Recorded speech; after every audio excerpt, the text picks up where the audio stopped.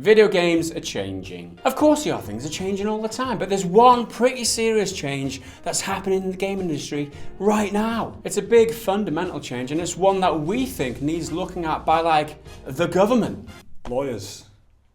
People like that. Imagine a casino. That casino is free to step into. You can play around in there, explore, see what's going on, and enjoy it at your leisure. After a while, you feel the urge to spend some money. I mean, the casino clearly wants you to do it. Everyone else seems to be doing it. Maybe it'll be fun. So you get your money out, you try your luck, and damn it, you didn't get that big prize that you were hoping for. That's a pretty standard experience for a casino, that. Except you're not in a casino. You're in a in video game. You see, gaming in many ways has become the kids' wing of the gambling industry. So many video games now offer ways to gamble away your money.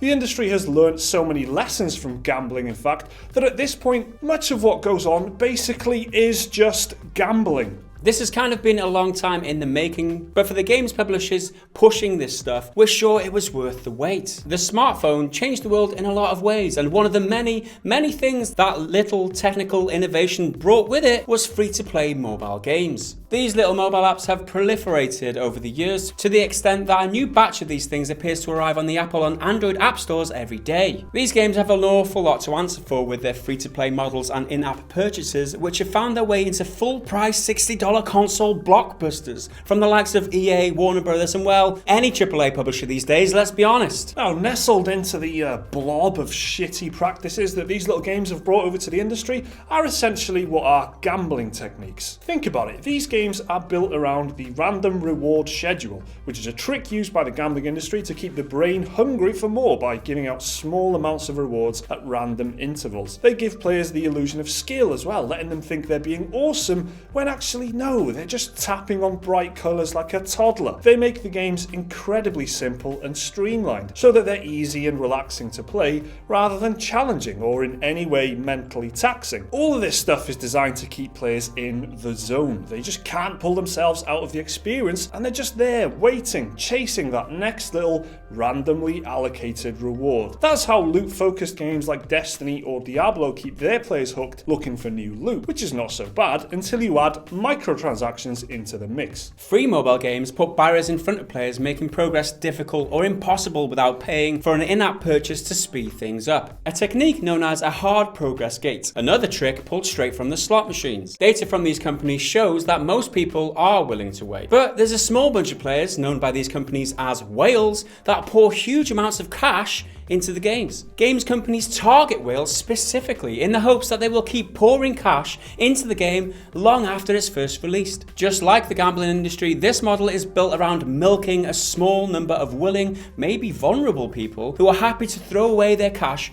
at nothing. This is a model formed by the gambling industry, adopted and modified by free-to-play mobile apps, and now they're in a huge selection of full-fat AAA games. And this is kind of what it all comes down to. I mean, they know that most of us won't buy this, they know that most of us won't go for this at all, but there will be some, like a small group of players who will buy into it, like big style. They'll just bite down hard on it, and they'll just keep pouring money into it for a long time afterwards. And it's those people that they're trying to encourage. Half of these apps that flood the App Store aren't there because they are unique and interesting pieces of art. They're there because they want whales to spend loads of money on them. And not like whales, but whales. And that word itself is indicative of how they feel about you. Yeah. The name whale is so dehumanizing. They think you're there just to serve them, just to eat up all the little microtransactions, shit out a load of cash in their direction. That's all you are to them. You're just like a giant sea creature with money, full of money. Big fat sea thing is what you are. Shits out like cash for yeah. them. Eats up all their shit. Gobbles up all shits out cash in the direction.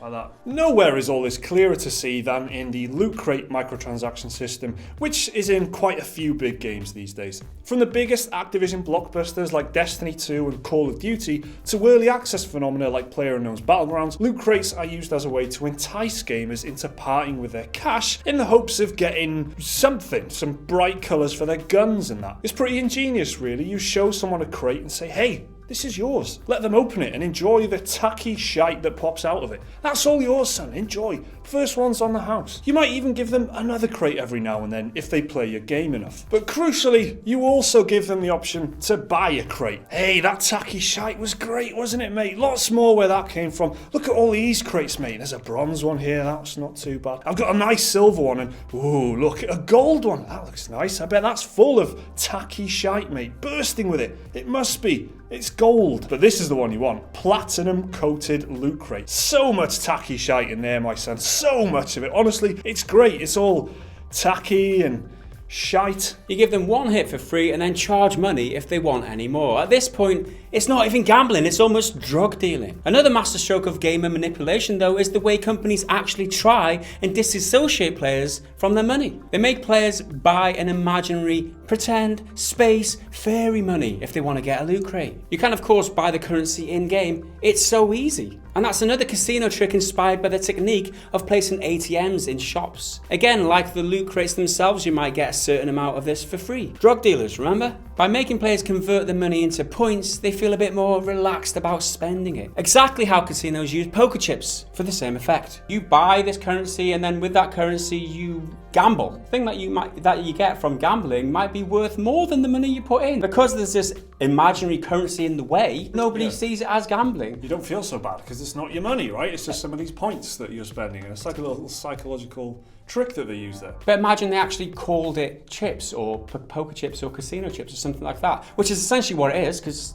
like we said, it's using that to gamble with. Imagine the uproar. This would be regulated within 2 seconds, but they don't call it gambling chips, they don't call it chips. They should do, because that's exactly what it is. They call it shit like silver, as is the case in Destiny 2, and there's so many games that have this these days. They just put that little pretend money, fairy money, in between you and the thing that you're buying and your money. It's just disassociation effect, so you distance yourself from it. It's not your money, right? Like a famous thing, isn't it? Like you give the players a huge amount of in-game stuff that they can earn and a very, very small amount of gems, or they've got different names in different games. It's basically the same thing. 2 levels of currency there. One you earn, one you have to buy. You can buy nothing with the one that you earn. It's basically useless. And then if you want anything good, if you want any of these juicy platinum loot crates and all that shite, you need some gems, right? And you've got to spend money on the gems. This is in so many games now. The fact that it's in the likes of Destiny and these big, like FIFA as well, with the FIFA coins and whatever for FIFA Ultimate Team. I mean, it's just everywhere. This is penetrating every single corner of video games these days. It's absolutely everywhere, and it's all part of that gambling mentality. People don't realise this is essentially gambling, but everybody's fine with it. It's normalising it almost. It's when you say, oh yeah, Destiny 2, of course it's got microtransactions, it's a AAA game. No, that's not how it should be. That's not the attitude you should have. That's the way these things are presented these days. The worst thing about all this is the way it's targeted a lot of the time at kids.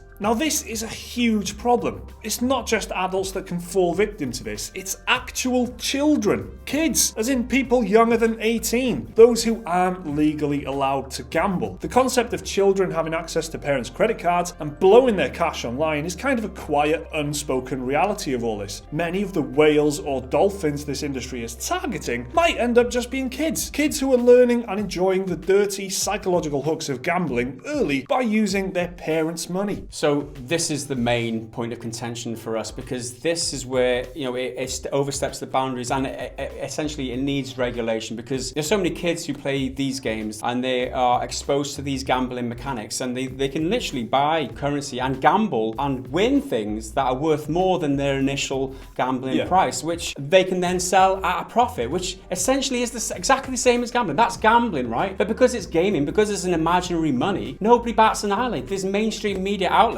who are keeping the status quo because they've got deals with publishers to release content. When new games get published, they release trailers for them. Everybody's happy, right? Nobody highlights all this bullshit. We're independent. We don't give a about that. We need to highlight this issue, and people need to take note.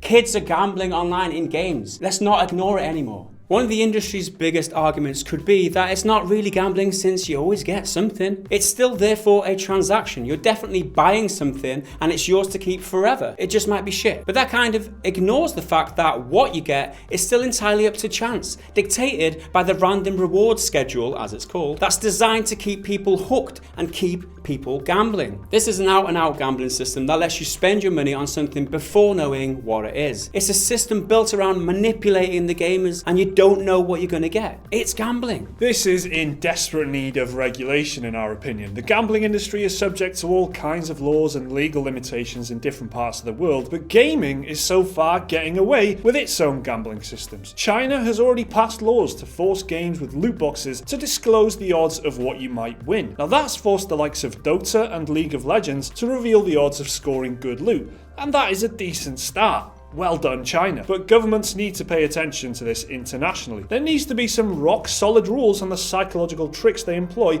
and crucially, the age of the people they employ them against. Because like we said, much of gaming looks like gambling for kids these days, and that is just nightmarishly bad. So that's our take on the state of microtransactions and what is basically gambling in the gaming industry. Do you agree with us? Do you have a different opinion? Let us know what it is down in the comments. Remember to like the video if you enjoyed it, subscribe if you want to see more stuff like this every day. Another video right there which you can watch right now, and the link to Patreon if you want to support the channel. See you next time.